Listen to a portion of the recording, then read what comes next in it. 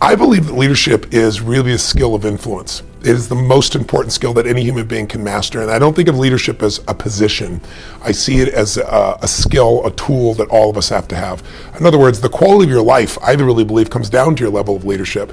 Other people don't have to follow you to be a leader, but you have to live life on your terms. And the first person you have to influence is yourself. Whether you're fit or fat, whether your kids are on drugs or not, is who has more influence, the guy on the street corner or you. Whether you're fit or fat is, can you influence your own hands, your own body, your own mind to do what's necessary. So I think to be able to influence the thoughts, the feelings, the emotions, and the actions of another human being, that's what leadership is. And quality leadership, obviously authentic leadership, is one where it's servant leadership. You're looking to influence those thoughts, feelings, emotions, and actions for a greater good, not just for yourself. And I think the people that master that are the people that you know about. I mean, they're the captains of industry. They're people that are celebrities because they've learned how to influence people.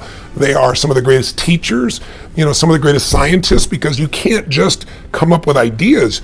Ideas will die on your lips unless you become a person of influence, and that's what leadership is. My number one belief about leadership is you're a servant. But here's what I mean specifically. The word hero, that is in the archetype of like men and you and I bet.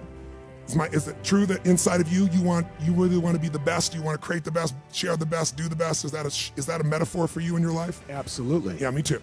So I think people in this room tend to have that as their metaphor.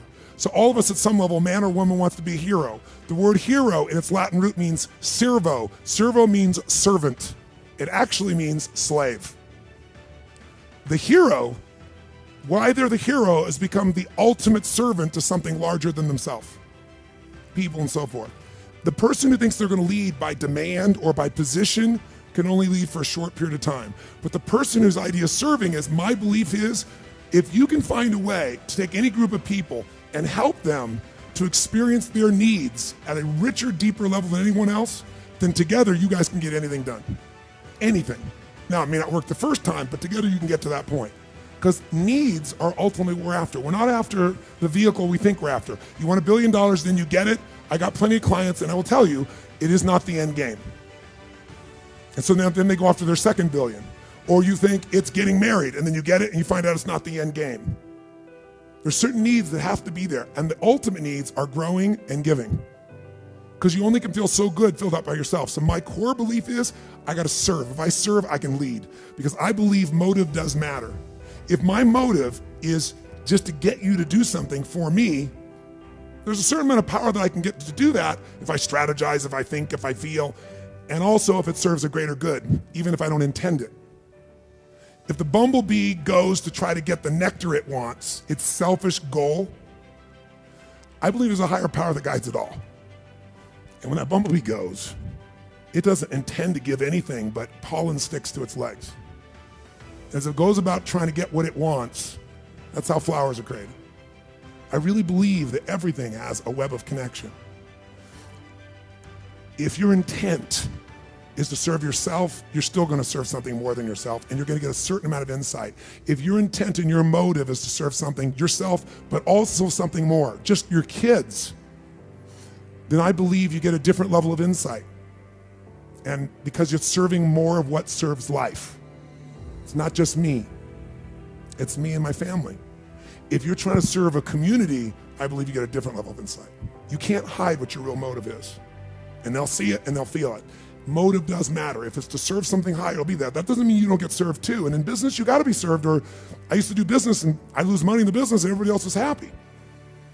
And it was wonderful, except I had no business. So it's, killing the goose that lays the golden eggs. So I've learned to put that balance in. But that gives me power. That's why time disappears for me, because I'm not about getting some action done. I'm about the outcome. The closest analogy I can give to what a great leader is, it's like being a parent. If you think about what being a great parent is, what do you want? What makes a great parent? We want to give our child opportunities, education, discipline them when necessary, all so that they can grow up and achieve more than we could for ourselves. Great leaders want exactly the same thing. They want to provide their people opportunity, education, discipline when necessary, build their self-confidence, give them the opportunity to try and fail, all so that they could achieve more than we could ever imagine for ourselves. Charlie Kim, who's the CEO of a company called NextJump in New York City, a tech company, he makes the point that if you had hard times in your family, would you ever consider laying off one of your children? We would never do it. Then why do we consider laying off people inside our organization? It's the complete opposite. This is the reason so many people have such a visceral hatred, sort of anger at some of these banking CEOs with their disproportionate salaries and bonus structures. It's not the numbers.